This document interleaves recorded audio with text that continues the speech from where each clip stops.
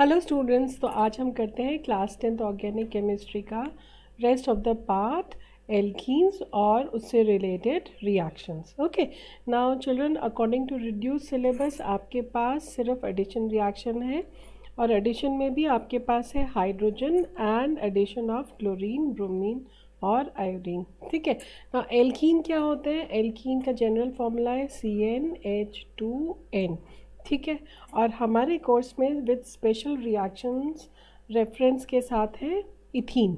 Okay, तो अगर हम इथीन लेते हैं तो ethene is the first stable member of alkene. तो इथीन क्या हो गया? एन की वैल्यू हो गई 2। आप हमेशा याद रखिए इथ मतलब कितने कार्बन है? 2, और अगर इन लगा हुआ है इसका मतलब डबल बॉन्ड। ओके, तो ये क्या हो गया? C2।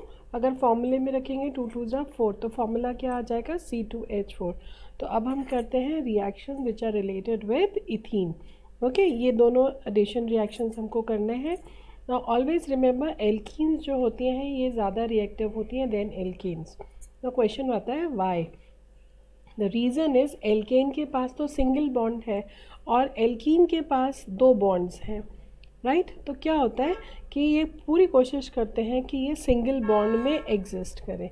तो सिंगल बॉन्ड में एग्जिस्ट करने के लिए क्या होगा?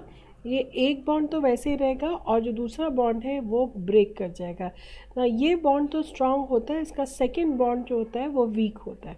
तो वीक बॉन्ड ब्रेक करके सिंगल बॉन्ड बना लेता है, इसलिए एल्कीन्स जो होती हैं वो ज़्यादा रिएक्टिव होती है देन एल्केन्स। नाउ करते हैं हम रिएक्शन। तो सबसे पहले हम आते हैं इथीन का reaction with hydrogen. Okay, now हम ऐड कर रहे हैं, एडिशन रिएक्शन है, मतलब हम ये दोनों को ऐड करके प्रोडक्ट बना रहे हैं, इसलिए हमारा रिएक्शन की कैटेगरी क्या है? Addition reaction.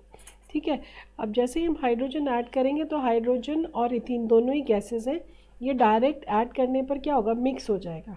तो अगर हमको केमिकल रिएक्शन बनाना है तो हमको क्या करना पड़ेगा? इसको हीट करना पड़ेगा in presence of catalyst. Okay, और कैटलिस्ट के लिए हमको कौन से कैटलिस्ट हम ले सकते हैं? प्लेटिनम, निकिल और पैलेडियम। ठीक है, कौन से कैटलिस्ट हैं? प्लेटिनम, राइट, जिसका साइन है Pt, ओके, सिंबल। और ये हो गया हमारा निकिल Ni, और आ गया हमारा पैलेडियम, ओके, Pt। तो इनमें से कोई भी हम कैटलिस्ट ले सकते हैं और साथ में हमें टेम्परेचर देना पड़ेगा। So when we take nickel और 300 डिग्री सेंटीग्रेड पर हीट करते हैं तब इथीन हाइड्रोजन के साथ रिएक्ट करेगा और क्या होगा? इसका एक बॉन्ड तो स्ट्रॉन्ग है, सेकेंड बॉन्ड जो इसका वीक है ये वीक बॉन्ड ब्रेक कर जाएगा। ठीक है, जब ये ब्रेक करेगा तो इस हाइड्रोजन के पास अपना इलेक्ट्रॉन वापस आ जाएगा और इस सेकेंड कार्बन के पास भी अपना इलेक्ट्रॉन वापस आ जाएगा।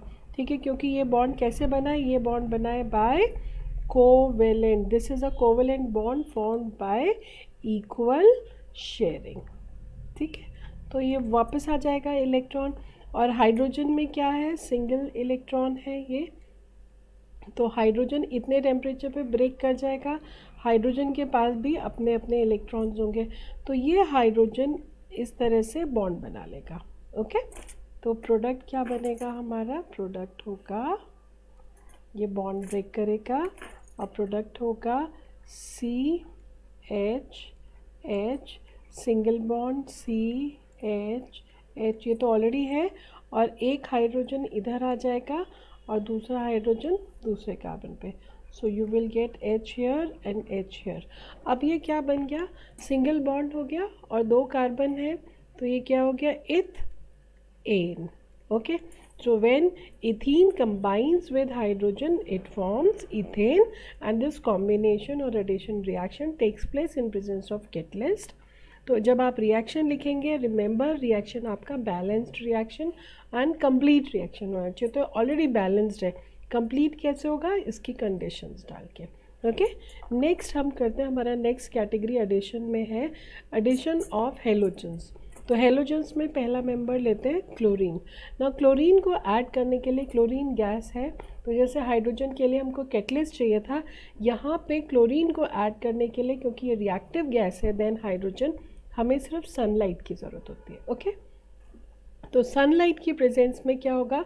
क्लोरीन ब्रेक करेगा इनटू एटम्स और यहाँ से एक बॉन्ड ब्रेक करेगा दोनों कार्बन के पास एक एक इलेक्ट्रॉन आ जाएगा और क्लोरीन के पास भी अपना अपना इलेक्ट्रॉन होगा, तो इसलिए एक क्लोरीन फर्स्ट कार्बन पे, सेकंड क्लोरीन दूसरे कार्बन पे, और हमको प्रोडक्ट क्या मिलेगा, राइट, Cl CH, ये तो वैसे ही है, और यहाँ लग जाएगा क्लोरीन। तो ये सारे सिंगल बॉन्ड हैं, इसलिए क्या हो गया, इथेन। ओके, लेकिन ये प्रॉपर इथेन नहीं है क्योंकि इस पर क्या लगा हुआ है, क्लोरीन। और कितने क्लोरीन लगे, 2 क्लोरीन लगे। अगर हम इसको 1 लेते हैं, इसको 2 लेते हैं, तो क्या है, एक फर्स्ट कार्बन पे क्लोरीन है और एक सेकंड कार्बन पे क्लोरीन है, तो नाम क्या हो जाएगा, 1,2 कितने हो गए, 2, तो डाई क्लोरो ईथेन, ई छोटा हो जाएगा। Okay, so what will be the name, 1,2 अब इसको दोबारा से लिख देते हैं, 1,2 डाई क्लोरो ईथेन। ओके, ठीक है। ऐसे ही जब हम ब्रोमीन को ऐड करेंगे तो क्लोरीन की जगह क्या आ जाएगा, यहाँ पे ब्रोमीन आ जाएगा। बट ब्रोमीन डायरेक्ट ऐड नहीं होगा, ब्रोमीन को ऐड करने के लिए हमको एक सोल्यूशन बनाना पड़ेगा, and this solution will be bromine in carbon tetra chloride. Okay, ना कार्बन टेट्राक्लोराइड जो है ये हमारा इनर्ट सॉल्वेंट होता है। इनर्ट सॉल्वेंट का मतलब क्या है, ये सॉल्वेंट है जो ब्रोमीन को डिसॉल्व करेगा और इनर्ट है। इनर्ट मतलब ये रिएक्शन में पार्टिसिपेट नहीं करेगा। तो ब्रोमीन का अपना जो कलर होता है वो रेडिश ब्राउन होता है, लेकिन जब वो कार्बन टेट्राक्लोराइड में घुलता है तो ये कलर देता है ऑरेंज। ठीक है, और जब हम ब्रोमीन को कार्बन टेट्राक्लोराइड इस सॉल्यूशन को हम इथीन के साथ रिएक्ट करवाएंगे तो फिर हमारा एक जो वीक बॉन्ड है वो ब्रेक करेगा।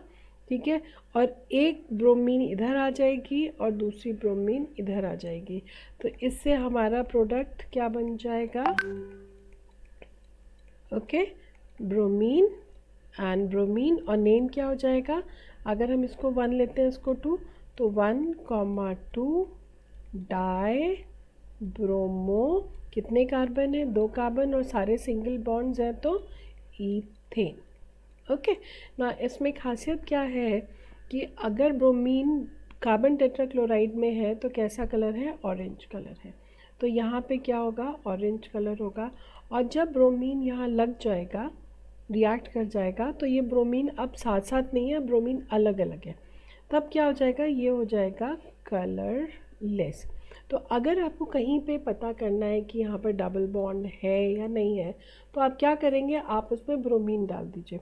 अगर ऑरेंज कलर से कलरलेस हो जाता है, इसका मतलब इसमें डबल बॉन्ड है। तो चिल्ड्रन, ये रिएक्शन हमारा एज केमिकल टेस्ट भी यूज़ होता है।